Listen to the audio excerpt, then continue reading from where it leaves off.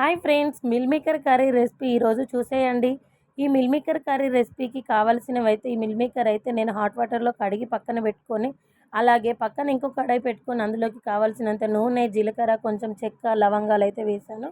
ఎందుకంటే మనకు non veg flavour రావడం కోసం కొంచెం బిర్యానీ ఆకు కూడా వేసాను. అలాగే కరివేపాకు కూడా వేసానండి. మనకు నాన్ వెజ్ తినని డే ఏదైనా ఉన్న రోజు నాన్ వెజ్ తినాలనిపించినప్పుడు ఈ మిల్ మేకర్ కర్రీ ట్రై చేయండి.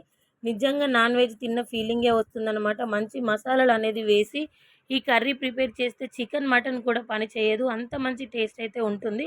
బట్ నేను ఇప్పుడు ప్రెగ్నెన్సీ టైంలో మసాలాలు అనేది అవాయిడ్ చేయాలి కాబట్టి నేను తక్కువ మసాలాలతోనే అలాగే కొంచెం కారంతోనే ట్రై చేస్తున్నాను. మీరెవరైనా మసాలాలు వేసుకొని వండుకోవచ్చండి. చాలా మంచి టేస్ట్ ఉంటుంది. ప్రెగ్నెన్సీలో నాన్ వెజ్ తినని వాళ్ళు ఈ మిల్ మేకర్ ట్రై చేయండి. మంచి ప్రోటీన్ లాభం అయితే ఉంటుంది. ఇలాంటి మంచి మంచి వీడియోల కోసం మన ఛానల్ని సబ్స్క్రైబ్ చేసుకొని డైలీ ఫాలో అవ్వండి. Thanks for watching.